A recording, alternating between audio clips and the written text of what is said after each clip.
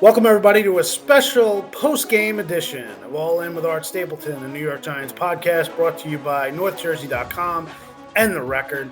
I am your host, Art Stapleton, and I am coming to you from the building formerly known as FedEx Field. I probably should put, a couple bars in front of me because that's how we have to watch the game here in the press box.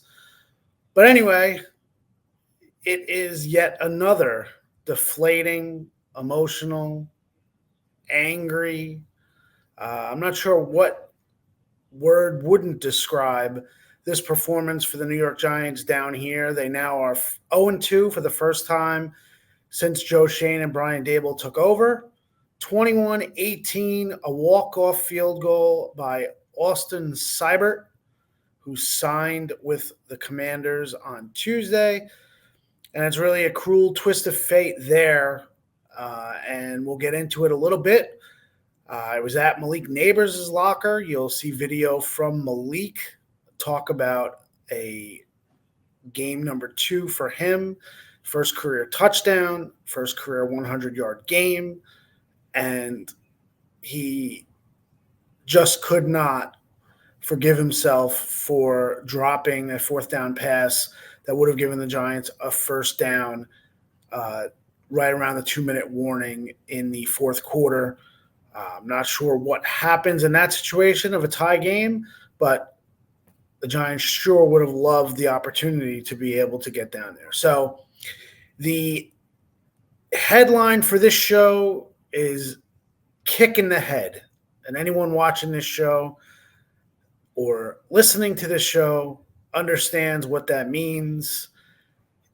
It is just an unbelievable way for this to go. And I want to start with yesterday morning. If you go to my X account, Art_Stapleton, around 11:40 in the morning, we find out that Graham Gano has a groin issue. He is on the injury report. He does not have a game status, which means he is probable, and the Giants expect him to kick. In a series of tweets after that, I questioned whether or not Graham Gano should do kickoffs in today's game because I figured the stress on the groin, that's the last thing you need, is Graham Gano getting hurt on a kickoff when you can get someone else to attempt to kick the ball into the end zone. And you preserve Gano for your field goal kicking. The Giants made the decision to not sign Jude McAtamney, the rookie from Rutgers, who's an international pathway program player. He's on the practice squad. He's been with them all year. But if I go back to an interview I had this summer with Jude, he said basically he was a developmental prospect. They basically told him this summer, you just kick. Don't worry about makes. Don't worry about misses. They're just trying to develop him. They're not looking to use him. Okay, now that was a couple months ago. But now when you consider yesterday, and the Giants make the decision to put Gunnar Olszewski on IR, and then they call up as the 2 game day elevations from the practice squad, Ty Summers and Timon Fox, inside linebacker, outside linebacker, just coming up to be able to play on special teams. So you go to today and we watched Graham Gano kicking in his pregame warmups, and he looked uncomfortable. He ended up stopping his warmups, going inside, getting his groin rewrapped, and then coming back. And he looked better when he came back out of the locker room. Yet another tweet I sent out was of Mr. Miyagi in the locker room with Daniel LaRusso and not Graham Gano, obviously. But I joked that was probably similar to what happened with Graham Gano in the locker room. So all of that background, if there's any franchise, and I've covered this team on a full-time basis since 2011, that is 13 years, right? If there's any team who should not be testing the worst case scenario, it's the New York Giants. And it's almost like they tempted fate today, and fate bit him in the ass again. Last week, Gunnar Olszewski was banged up for 2.5 weeks after the final cuts. They kept him on the roster as a punt returner. He had a groin. He could barely move. But they said, you know what? We're going to keep him out there. We're going to give him an opportunity. He got better. He progressed. Friday, last week, before the game, he looked pretty good. So they said, you know what? We're going to bring Gunnar. He's going to be our punt returner in week 1. Then in pregame warmups, Gunnar Olszewski tweaks his groin. He is now on injured reserve, and the Giants had to go through last week Darius Slayton being the punt returner. Sure, Darius Slayton and Wan'Dale Robinson, they take punts in practice. They catch punts, but they're not the punt returners. You knew Gunnar Olszewski was the punt returner. Fine. The Giants looked at it and said, you know what, we're willing to take that risk. And ultimately, the game didn't cost them. The decision didn't cost them in the game because they lost 28-6. So who the punt returner was didn't necessarily matter in the final result. But again, if you're a team that focuses on the process as much as the New York Giants do, and I praise them for that, I praise Joe Shane in the front office. I praise Brian Daboll for staying consistent, for sticking to your process. Forget about Murphy's Law. This is Giants law right now. And Murphy's Law is whatever could go wrong goes wrong. Giants law, whatever can go wrong goes wrong. Do I need to remind you, Joe Judge's second year when they lost here in this building, Washington missed a field goal, but Dexter Lawrence was whistled for a penalty, and they got another chance, and they kicked the game-winning field goal. Washington did. The Giants have lost on walk-off field goals. We were just making a list last night at dinner. They've now lost to Graham Gano, a 63-yarder, in Carolina, the day that Odell Beckham Jr. threw a touchdown pass to Saquon Barkley. And Cam Newton was given phantom yards at the end of the game in order to be able to get that field goal. They lost to Jake Elliott on walk-off field goals in Philly. They lost here on a walk-off field goal. They lost to the Jets last year on a walk-off field goal. They nearly lost to the Patriots last year on a walk-off field goal. But you know what?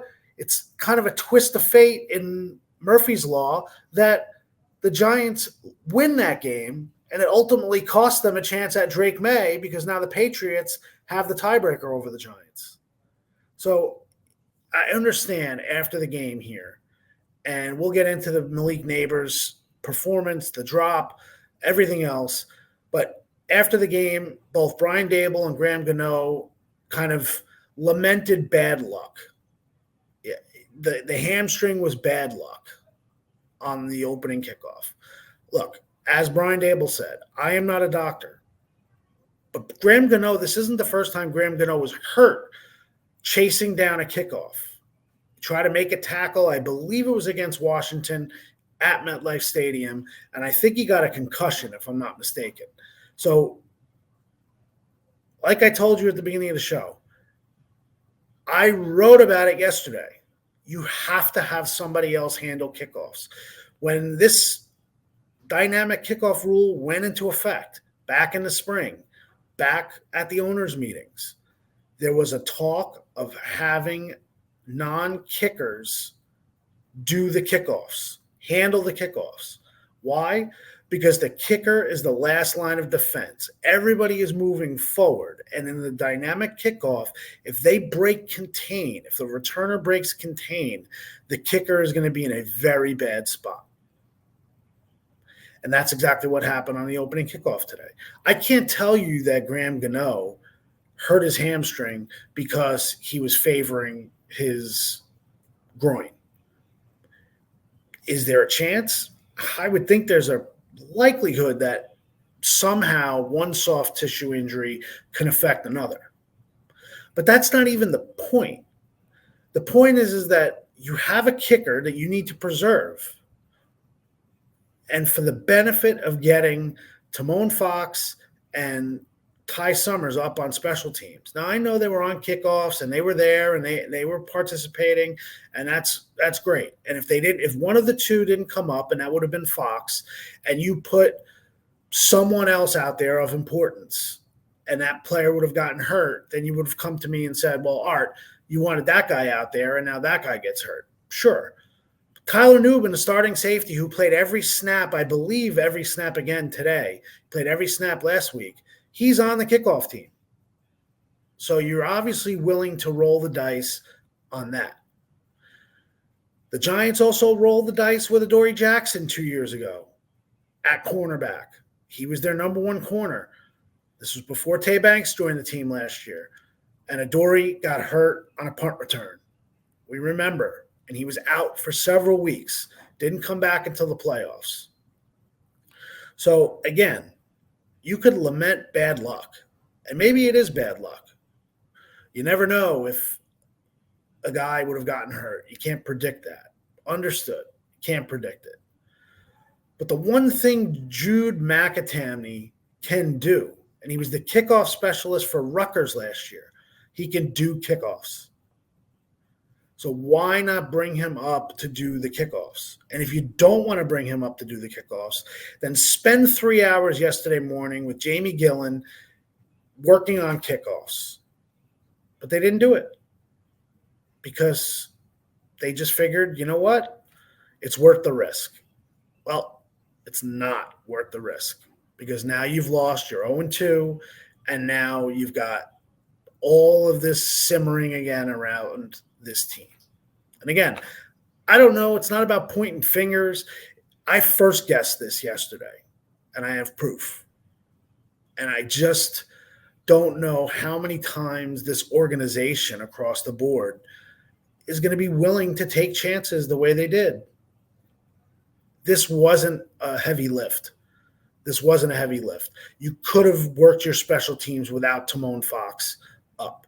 And it's nothing against Fox, but you needed that spot.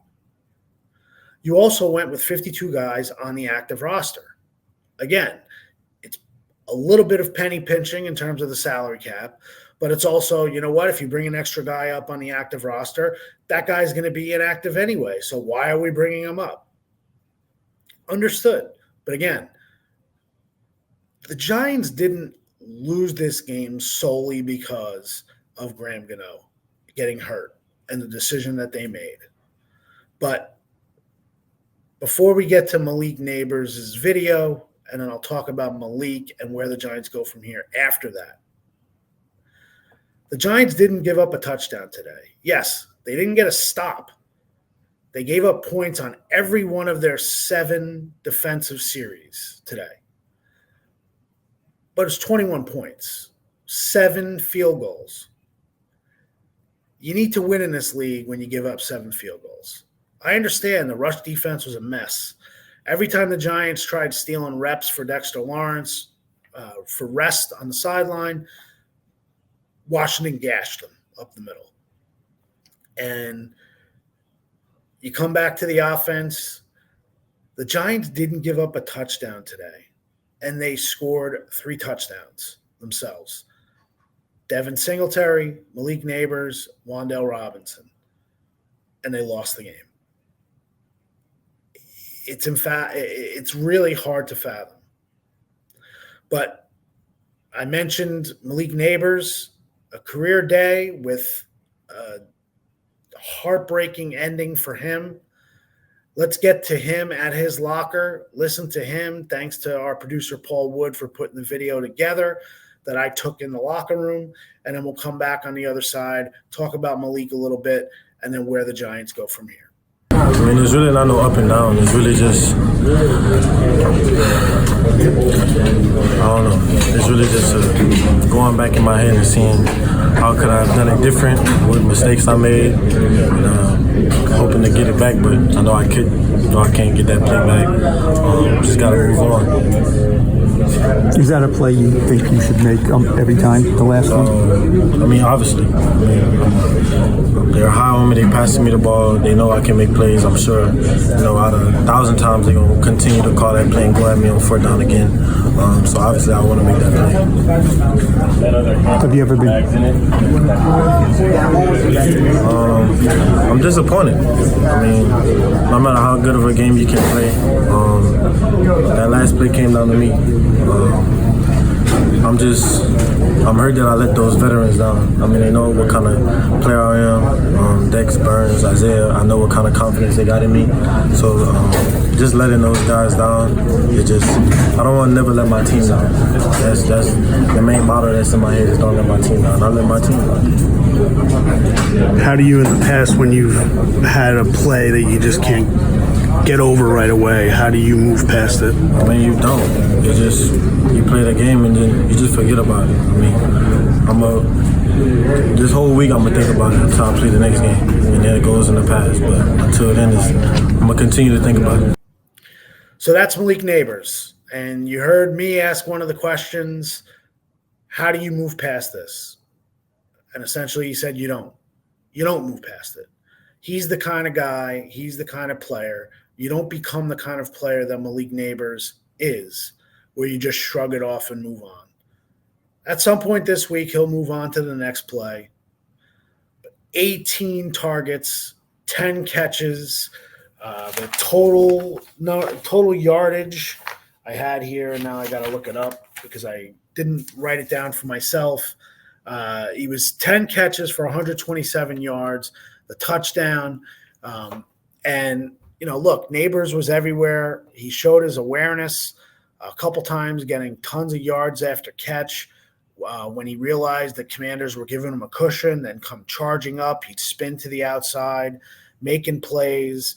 There was the one series that he had the catch on fourth down, and then he drew the defensive pass interference to keep the drive alive. They end up getting in the end zone there with Wan'Dale Robinson. It was a drop. You should have had it. Malik Neighbors should have made that catch. But it's kind of hard when a guy carries you through the game and he's your number one guy and he's in his second professional game. Yes, you expect him to make that catch. But it's kind of hard to put everything on him when he had really a ridiculous performance today. And you have to go back to the first quarter when he scored the touchdown, and the idea that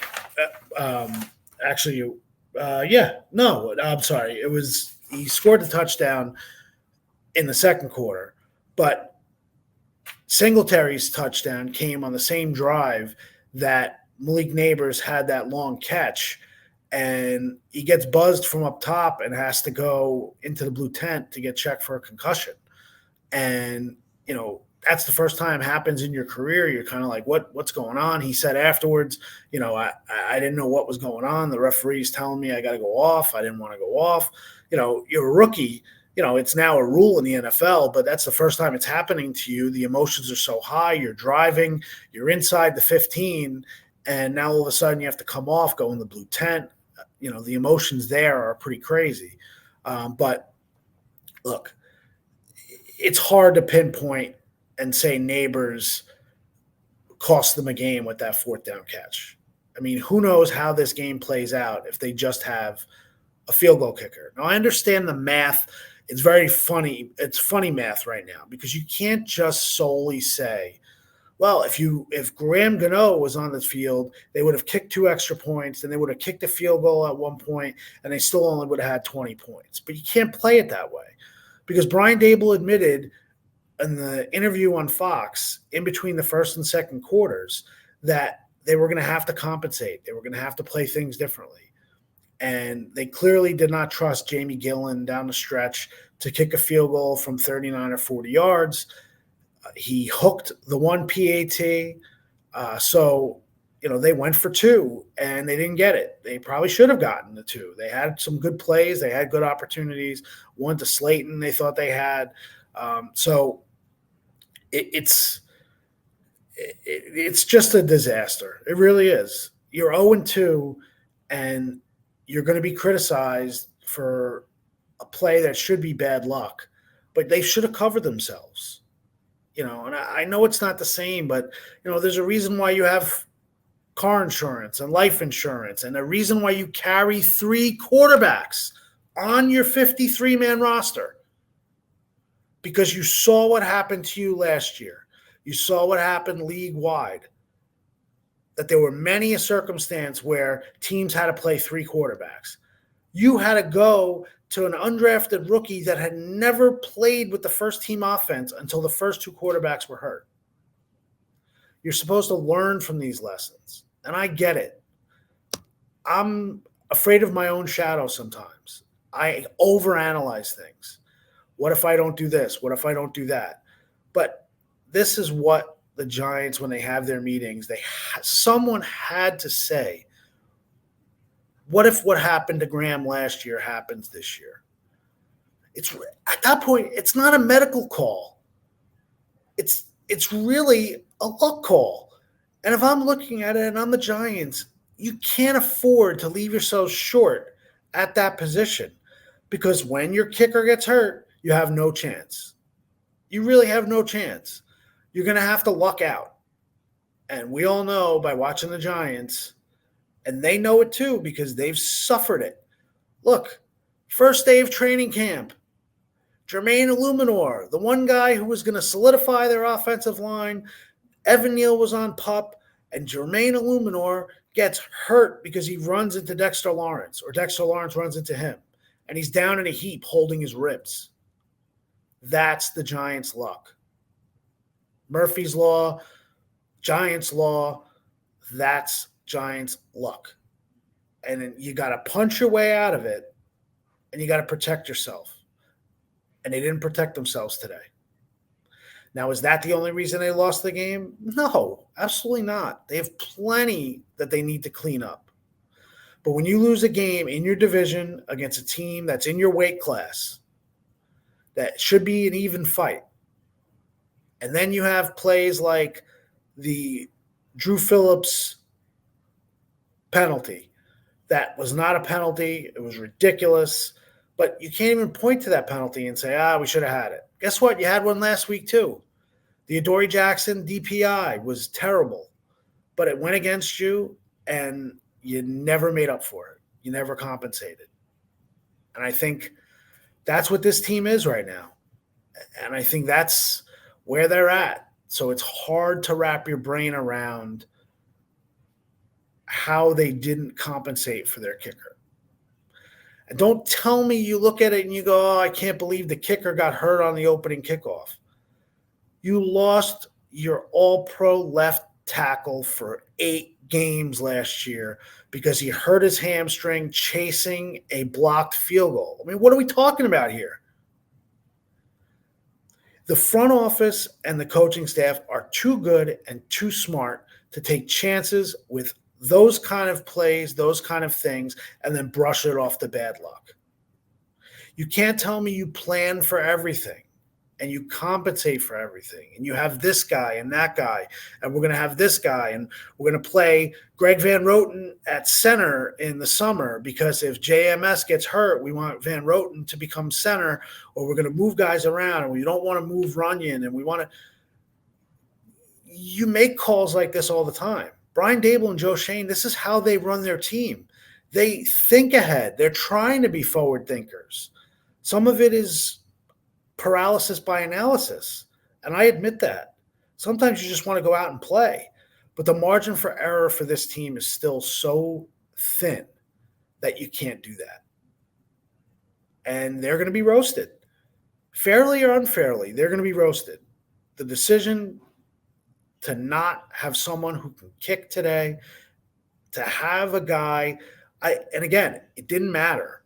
If Graham Gano came out here and did the kicking and just happened to miss one extra point or miss a field goal, and that ended up costing him in the end, it would have been because of his groin. No matter what Graham Gano said, no matter what Brian Dable said, he was clear to kick, but